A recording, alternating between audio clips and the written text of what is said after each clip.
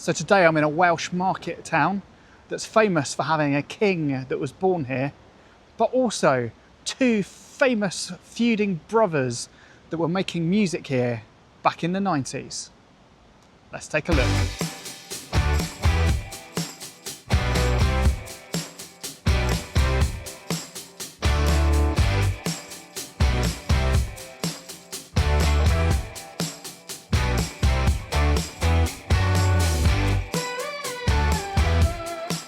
So today I am in Monmouth.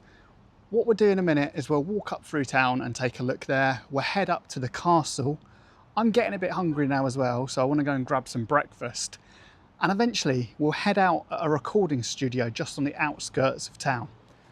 But first, in front of me here is the Monmouth Bridge. It's the only surviving medieval fortified bridge in the UK, and it's quite a remarkable sight. Let's go over and take a look.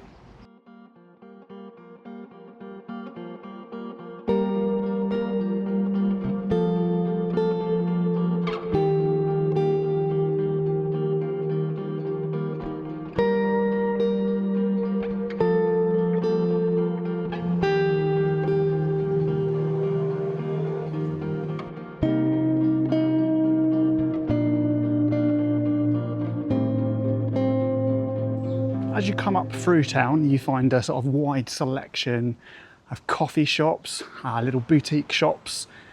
There's your odd high street shop up here as well, but there's a lot of charity shops. I know it sounds strange, but then they're sort of good quality charity shops here. They're not sort of, it's not particularly run down here at all.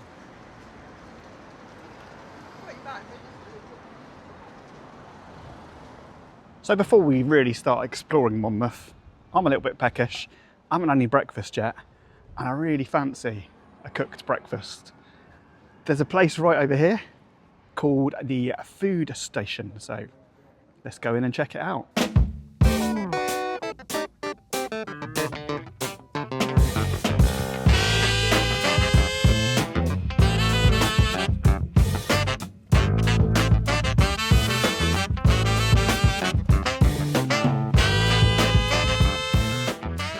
Could you tell me who you are and where we are?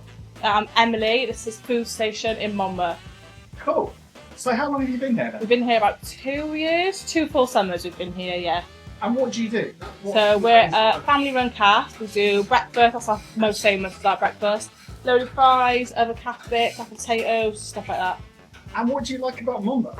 Well, it's a small town, it's quite touristy, it can be really busy in the summer, but it's just nice, quiet, countryside, it's just a nice little town. And are you from here originally? No, I'm actually from Cardiff originally, but we've been in Monmouth for about 8 years, so pretty much the hometown. You prefer it to Cardiff then? Well, yeah and no. It's nice for the business, but It's a bit more chilled out a lot there. more chilled, yeah. What's your favourite parts of town? Favourite part of town? I don't know. I quite like Home Bargains. No, it's nice. Is the castle decent? Is it worth Yeah, the checking castle's out? nice, the river's lovely, obviously, the River Wye, and you've got the Mono as well. It's nice little more independent businesses. The Italian's amazing in town. There's obviously little coffee shops and stuff. It's, it's a bit of a hidden gem, I'd say, Monmouth is, yeah. Amazing. Well, thanks for It's alright, thank you, thanks for coming in.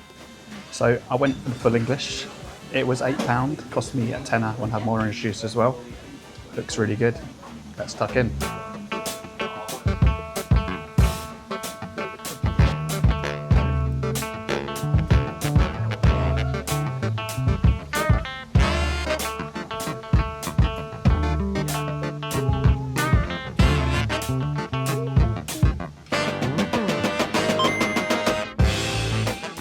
So that set me up for the rest of the day. Let's go and check out the rest of Monmouth.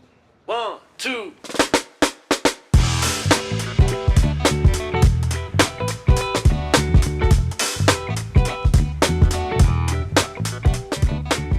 So there's not a huge amount left of the castle here. We can just have a little look at a part of it just down here. But there are some nice little gardens up here. So if you want to get a little packed lunch and come and sit up here, there's a prime spot.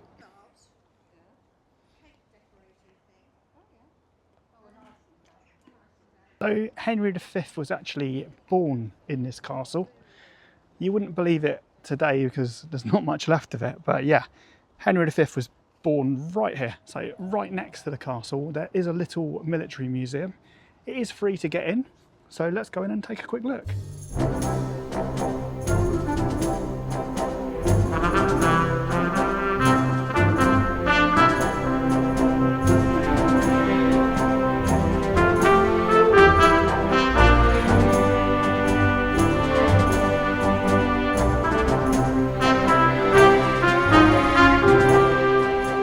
So just behind me there is the Savoy Theatre.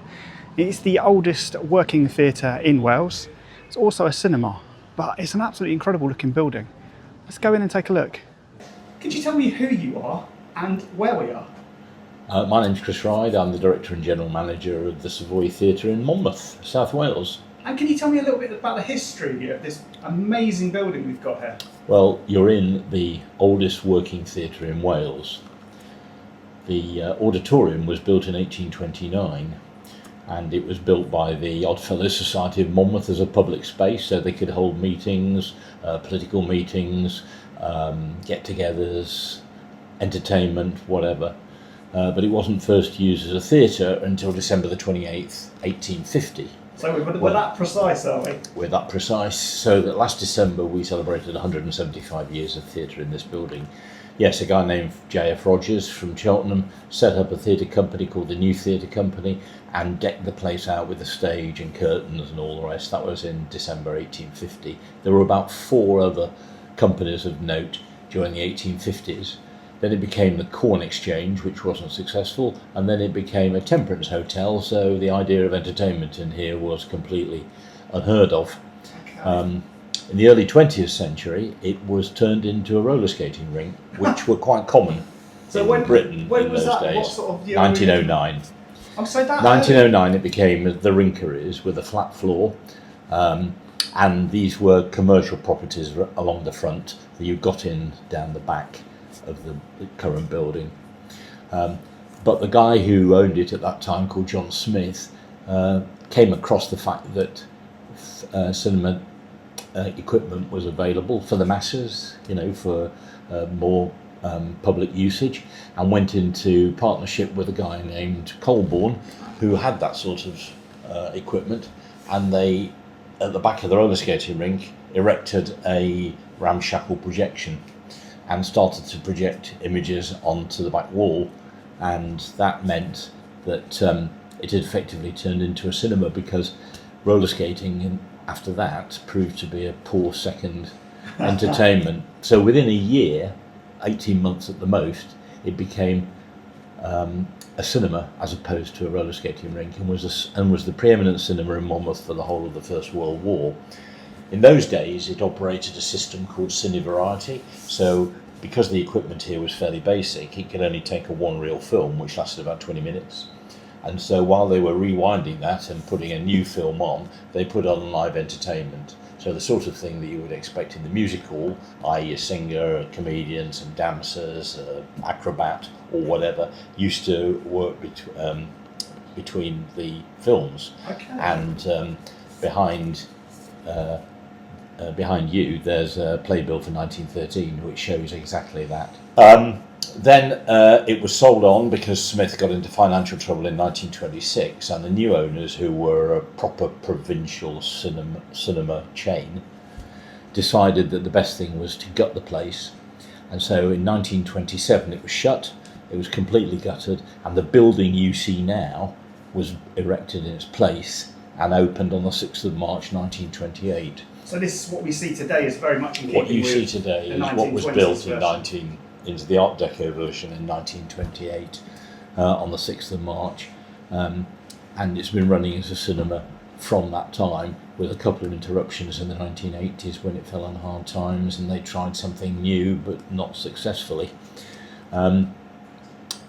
Fast forwarding quickly to the beginning of this century, it was leased by the owners. The owners, incidentally, have owned this building since 1958, so it's been one ownership for a huge length of time. The owners have had various people in as lessees during that time, some not very successful, some slightly more successful, but our predecessors went bankrupt. And in 2009, it was going to close and it was financially insecure. So a group of us as volunteers took over the running of the building, set up a new trust in order to try and save it and keep it going.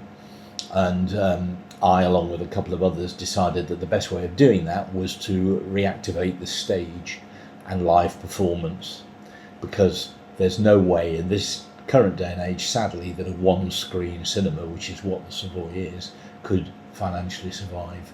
And if we'd been a one-screen cinema over the last 2 years, for example, we'd be bankrupt by now as well. So do you want to tell me about a little bit about who you have on now? Like, what the sort of more popular... Well, it took a bit of time to set up a system, because in 2010, when I first got involved as chair of the trust, and then 2012 when I became the director and left the trust, of course, because I couldn't take a wage and be on the trust as well, then we had to try and sell the stage and all its and the auditorium, everything, to would-be promoters.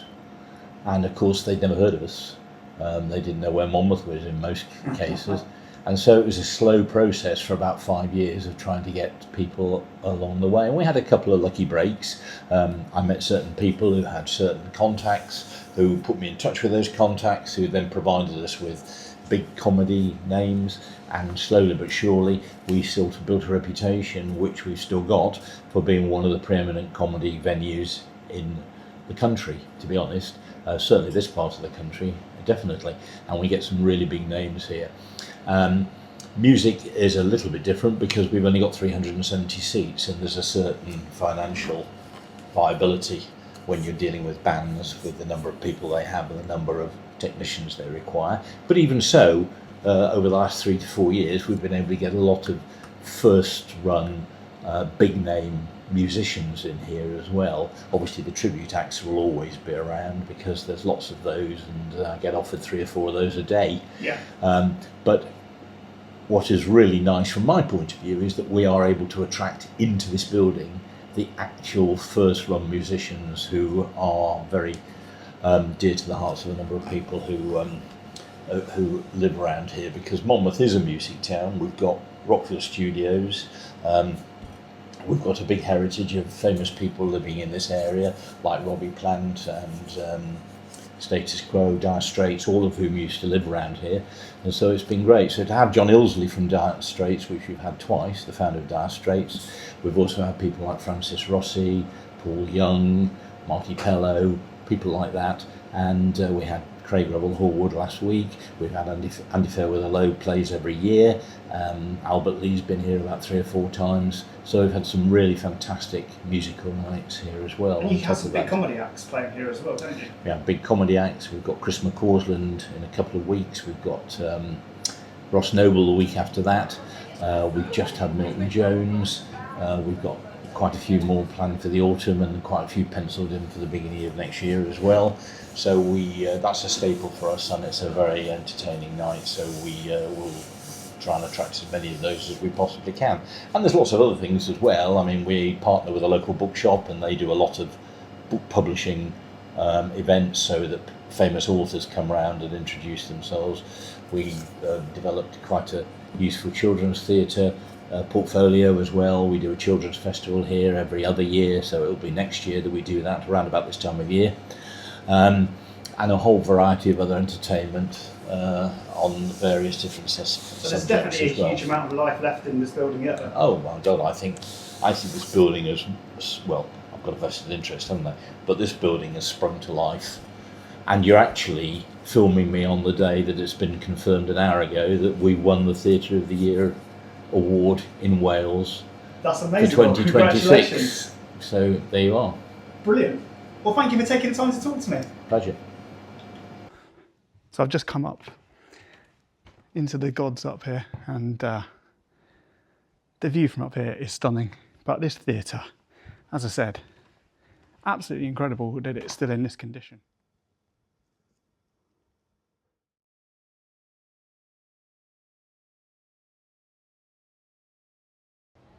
So there's a good selection of local businesses here. There's even a bee shop, so if you want some honey, I don't think they sell bees themselves, but they do sell the hives apparently, so if you want one of those, then pop in here. So especially for Emily, welcome to Home Bargains.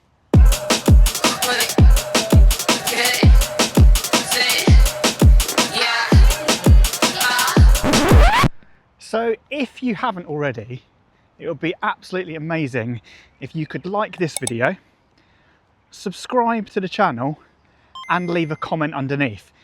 It's really important for small creators like myself to get people, especially to subscribe to the channel, because YouTube will actually pay me human monies for this absolute nonsense. Anyway, let's get back to it. So behind me here is Rockfield Studios. Now, lots of famous bands have recorded here. Queen recorded Bohemian Rhapsody here. Coldplay have even recorded here, if you're into that sort of thing. Black Sabbath, they've also been here. But today I wanted to talk about quite a famous incident that happened with Oasis, and particularly Liam and Noel. So when they were recording What's the Story Morning Glory, Noel stayed back one evening to finish recording possibly Wonderwall, and Liam decided to go off into town and have a few beers, sort of thing Liam would normally do. Anyway, after he'd been boozing all evening, he decided he wanted to bring half the town back with him. So they all came back here to Rockfield Studios and started a little party. Anyway, Noel wasn't very impressed with this because he'd been working hard all day and he wanted to get some sleep. So he asked Liam, probably not very politely. So Noel returned a few minutes later with a cricket bat in hand and proceeded to beat Liam with it. It all kicked off. Recording stopped, and I think the band nearly split up there and then. They did manage to reconvene a couple of weeks later and finish the recording, and it was one of the biggest Britpop albums of all time. But it nearly didn't happen, and it was all because of a cricket bat right here. So the heavens have opened, but I made it back to the car just before this torrential downpour. Well, what can I say about Monmouth? Well, I'd say you probably wouldn't want to spend too long here. You wouldn't want to spend more than a day here. I'd say if you're driving to Wales, this is probably a really good stop off to have some lunch, have a little mooch around the town, check out the castle. Anyway, I'll see you next time.